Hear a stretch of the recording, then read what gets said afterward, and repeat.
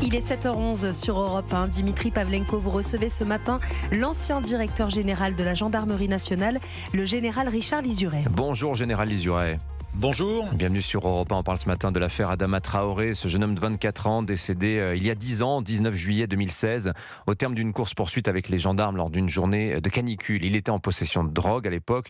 La Cour de cassation a confirmé hier le non-lieu pour les gendarmes impliqués ce jour-là, non-lieu dont ils avaient déjà bénéficié en août 2023 en première instance, puis confirmé en mai 2024 en appel. Il n'y aura donc pas de troisième procès Adama Traoré pour eux. Vous étiez le numéro 2 de la gendarmerie à l'époque, c'est le soulagement pour vous ? Je pense effectivement au soulagement que doivent ressentir aujourd'hui les gendarmes et leurs familles après près de 10 années de procédure, un marathon judiciaire qui est toujours compliqué pour effectivement les personnes mises en cause, surtout quand les gendarmes ont fait leur travail. C'est-à-dire qu'effectivement la mort d'un homme c'est toujours un drame, il faut avoir de la compassion, mais on a les gendarmes qui ont été invectivés, vilipendés, accusés et une espèce d'agitation permanente autour de cette affaire ne leur a pas permis jusqu'à présent, en tout cas, de retrouver, je dirais, une sérénité qui est, encore une fois, permet à chacun de vivre normalement dans sa famille et dans son métier. Les familles ont été également complètement déstabilisées, donc effectivement, je pense que ce qui prime aujourd'hui, je les ai pas eus puisque la décision vient de tomber et que je suis plus en activité, mais je pense que le soulagement, effectivement, c'est le terme qui convient. Alors, l'avocat de la famille d'Adama Traoré a annoncé hier saisir la Cour européenne des droits de l'homme pour faire condamner la France, que ce soit, et là je cite la famille Traoré, le procès des violences policières. Votre réaction ? Alors en fait, la procédure devant la CEDH, c'est une procédure qui vise un État, qui ne vise pas les individus. Tout à fait. Donc les gendarmes, à ce stade, bénéficient d'un non-lieu définitif, confirmé, et la procédure devant la CEDH concerne notre pays, donc la France.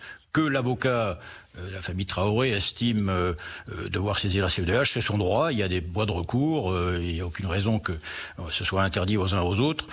Ceci étant, ça ne remet pas en cause la décision judiciaire confirmée par la Cour de cassation, selon laquelle les gendarmes n'ont pas commis de faute, pas d'infraction, ils ont fait leur métier avec malheureusement encore une fois un drame, mais on ne peut pas les tenir pour responsables, et c'est ce qu'a encore une fois confirmé la Cour de cassation en confirmant le non-lieu qui avait été prononcé. Général Lizuret, cette affaire Adama Traoré, qu'est-ce qu'elle représente pour le corps de la gendarmerie, pour les hommes ?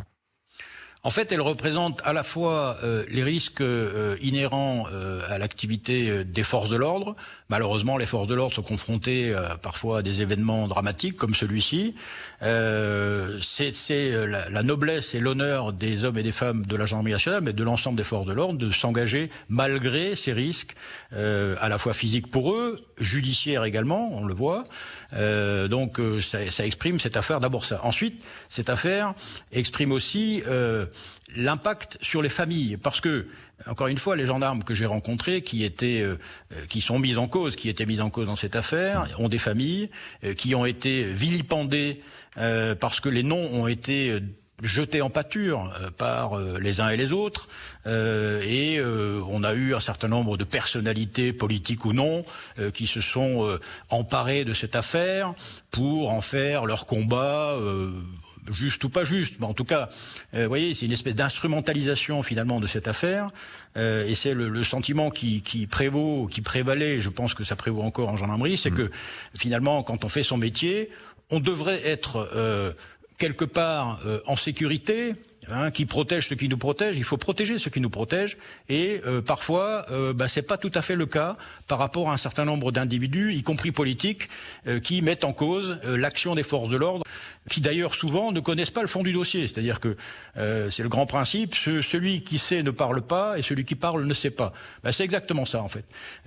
On a des politiques qui brassent de l'air et qui accusent les forces de l'ordre d'exaction, alors même que en fait les forces de l'ordre font leur travail, et tout gendarme et tout policier qui se lève le matin a envie de faire son travail, je dirais de manière la plus juste possible, la plus professionnelle possible, dans l'objectif de protéger la population. Général Lizuret, hier matin sur Europe 1, la policière Linda Kebab nous expliquait que selon elle, si la procédure à Traoré court depuis 10 ans, c'est parce que dans cette affaire, la justice aurait eu la main qui tremble par peur des troubles à l'ordre public, par peur des émeutes, justice frileuse.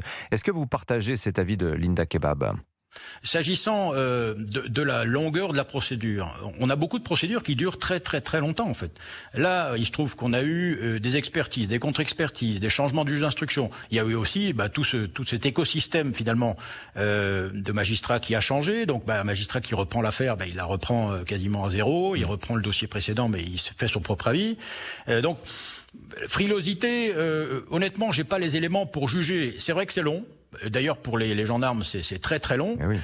J'ai même entendu, alors je n'ai pas les éléments précis, mais il semblerait qu'il y a un des experts mandaté par une des parties qui aurait établi une expertise sans même avoir vu le corps. Bon, voilà. Alors, après, soit il est très fort, soit il est juste totalement stupide. Mais bon, ça c'est juste mon avis.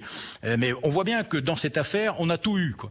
Y compris des comparaisons avec l'étranger, et ainsi de suite. À un moment donné, c'est une affaire spécifique qu'il faut contextualiser. La justice doit aller jusqu'au bout de sa logique, doit tout expertiser, tout étudier.